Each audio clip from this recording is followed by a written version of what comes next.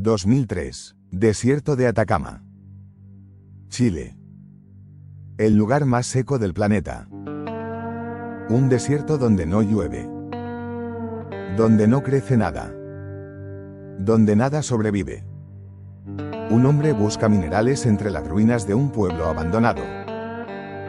La Noria. Un pueblo fantasma. Sin habitantes desde hace décadas.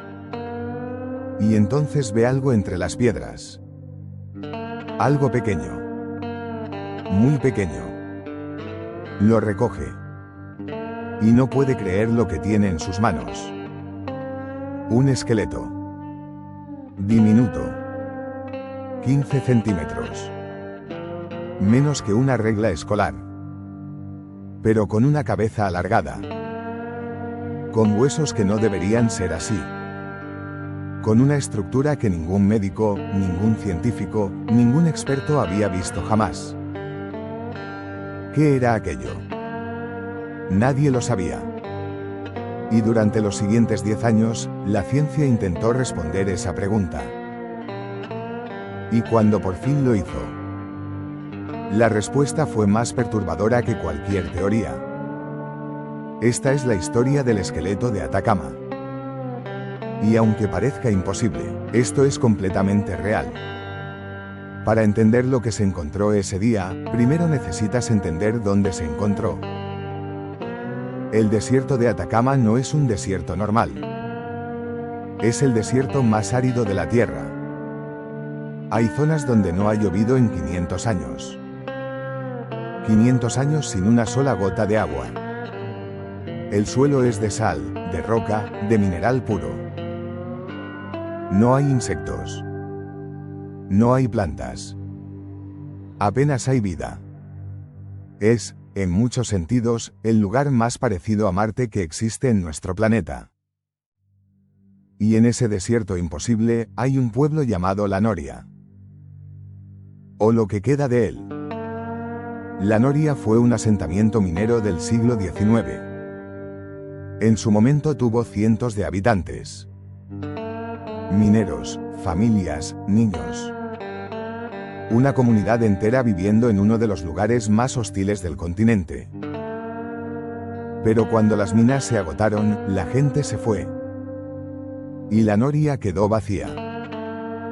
Un pueblo fantasma con casas en ruinas, iglesias sin techo, y un cementerio que el tiempo no ha tratado bien. Un lugar donde los muertos no siempre descansan bajo tierra. El desierto los conserva. El calor extremo, la ausencia de humedad, la sal del suelo. Todo eso actúa como un agente conservador natural. Y en ese contexto, encontrar restos humanos en La Noria no era extraordinario. Lo extraordinario era lo que se encontró ese día de 2003. El hombre que lo encontró no era arqueólogo. No era científico. Era un buscador de minerales.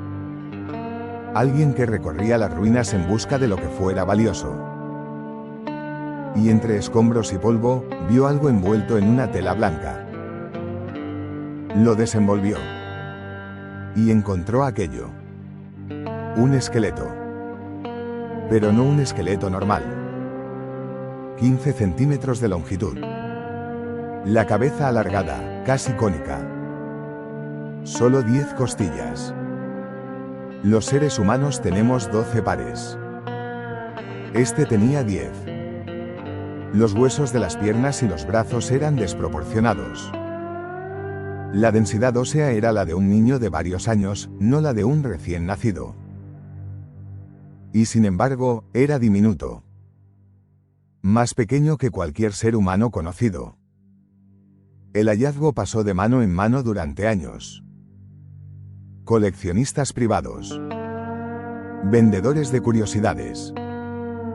Personas que no sabían qué tenían. Hasta que en 2012, una fotografía llegó a manos de Gary Nolan, inmunólogo de la Universidad de Stanford. Uno de los científicos más reputados de su campo en el mundo. Y Gary Nolan, cuando vio esa fotografía, tuvo una reacción que no esperaba. Quiso saber. Necesitaba saber. Nolan consiguió acceso al esqueleto. Y lo primero que hizo fue lo que haría cualquier científico serio. Descartó todo lo que no se podía probar. Nada de especulaciones. Nada de teorías. Solo datos. Análisis de rayos X, tomografía computarizada. Y lo más importante, secuenciación del ADN. Los resultados del ADN llegaron y dejaron a Nolan sin palabras. No por lo que esperaba encontrar, sino por lo que encontró. El ADN era humano. 100% humano. Sin contaminación. Sin ambigüedad. Sin margen de error. Lo que estaba sobre esa mesa de laboratorio de Stanford era un ser humano. Una persona real. Que había existido. Que había vivido, aunque fuera brevemente. Pero entonces, ¿por qué era así? ¿Por qué 15 centímetros? ¿Por qué 10 costillas? ¿Por qué esa cabeza alargada? ¿Por qué esos huesos que no encajaban en ningún manual de medicina del mundo? Las respuestas no llegaron de golpe. Llegaron despacio. Y cada una abría una pregunta nueva. El equipo de Stanford publicó sus primeros resultados en 2013. La comunidad científica los leyó con atención. Y con algo parecido a la incomodidad. Porque lo que decía el estudio no era sencillo de procesar. El esqueleto presentaba mutaciones. No una. No dos. Múltiples mutaciones genéticas simultáneas. Algunas de ellas nunca vistas antes en ningún ser humano de ningún lugar del mundo. Mutaciones que afectaban al desarrollo óseo. Que explicaban, al menos parcialmente, las anomalías físicas. La talla. Las costillas. La forma del cráneo. Pero que al mismo tiempo planteaban una pregunta que la ciencia no sabía responder. ¿Cómo podía un organismo con tantas mutaciones simultáneas haber llegado a desarrollarse? ¿Cómo había sobrevivido el tiempo suficiente para que sus huesos alcanzaran esa densidad? El estudio de 2013 no tenía todas las respuestas. Y eso lo sabía Nolan. Y lo dijo públicamente. Eso, en el mundo científico, no es habitual. Decir, no lo sé, cuando tienes los recursos de Stanford detrás. Pero Nolan lo dijo. Y siguió investigando. Los años pasaron. La tecnología avanzó. Las técnicas de secuenciación genómica se volvieron más precisas. Y en 2018, Nolan y su equipo publicaron un segundo estudio. Esta vez con una respuesta más completa. Más detallada. Y más perturbadora en su propia forma. La conclusión era esta: el esqueleto pertenecía a una niña. Una niña humana. Con múltiples mutaciones en genes relacionados con el desarrollo óseo. Mutaciones que habrían causado displasia esquelética severa. Una condición que afectó cada hueso de su cuerpo desde el principio. Que comprimió su crecimiento de forma radical. Que dio forma a su cráneo de esa manera. Que redujo sus costillas a 10. Que la hizo ser como era. La estimación más probable según los análisis, vivió muy poco tiempo. Quizás horas. Quizás días. Y murió en ese desierto, en ese pueblo olvidado, en algún momento del siglo XX. No era una criatura de otro mundo. Era una niña. Una persona real. Con un nombre que nadie conoce. Con una familia que probablemente la lloró. Y con un cuerpo que la ciencia no había visto nunca. Pero aquí es donde la historia se complica. Porque el segundo estudio de 2018 no cerró el debate. Lo reabrió. Otros científicos leyeron las conclusiones de Nolan y señalaron algo incómodo. Las mutaciones identificadas eran reales, sí. Estaban en los genes, sí. Pero ninguna de esas mutaciones, ni siquiera todas juntas, explicaba completamente la escala de las anomalías. 6 de los genes mutados estaban relacionados con el desarrollo óseo. Pero la combinación de efectos que producirían no alcanzaba para explicar por completo los 15 centímetros. Ni la densidad ósea. Ni todas las proporciones del esqueleto. La ciencia había dado una respuesta. Una respuesta real, documentada, publicada en revistas revisadas por pares. Pero esa respuesta tenía huecos. Y los huecos, en ciencia, importan tanto como las respuestas. Nolan lo reconoció. Dijo que las mutaciones eran la explicación más probable. Pero no la explicación completa. Y que el caso seguía abierto para futuras investigaciones. Abierto. Después de 15 años. Después de Stanford. Después de toda la tecnología del siglo XXI. Abierto. Hay otro aspecto de esta historia que no se puede ignorar.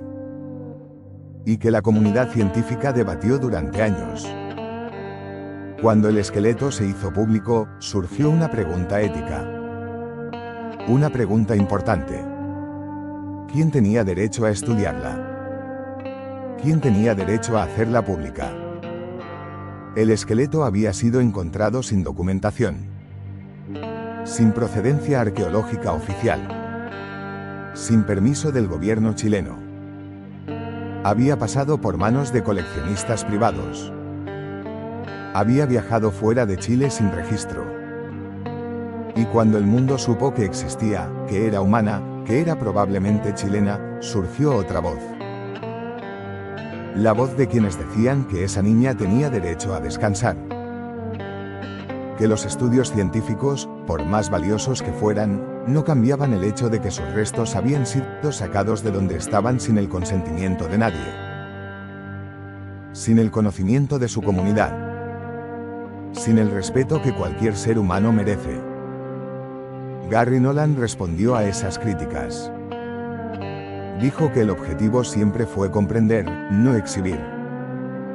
Que los resultados se habían compartido con las autoridades chilenas. Que la intención era devolver los restos a Chile. Pero el debate quedó abierto. Y es un debate que vale la pena tener. Porque la ciencia puede responder el qué. Pero no siempre responde el cómo debería haberse hecho. Hoy, el esqueleto de Atacama sigue siendo uno de los casos más documentados y al mismo tiempo más incompletos de la historia de la medicina forense. Sabemos que era humana. Sabemos que tenía mutaciones genéticas únicas. Sabemos que vivió poco tiempo. Sabemos que murió en el desierto más seco del planeta. En un pueblo que ya no existe. Sin nombre conocido. Sin historia registrada. Lo que no sabemos es por qué esas mutaciones se produjeron. Si existían otras personas con condiciones similares en esa región. Si hay otros casos enterrados en ese desierto que el tiempo no ha revelado todavía. Y lo que tampoco sabemos, lo que quizás nunca sabremos, es quién la lloró. ¿Quién la envolvió en esa tela blanca? ¿Quién la dejó entre las piedras de la noria? ¿Y por qué? La ciencia encontró el cuerpo. Pero no encontró a la persona. Esa parte de la historia se quedó en el desierto. En el lugar más seco del mundo. Donde nada desaparece del todo. Pero tampoco nada se puede recuperar completamente. Porque aunque parezca imposible. Y quizá la pregunta más importante, no es qué era, sino cuántas historias como esta siguen enterradas bajo el silencio del desierto. Porque esto es real.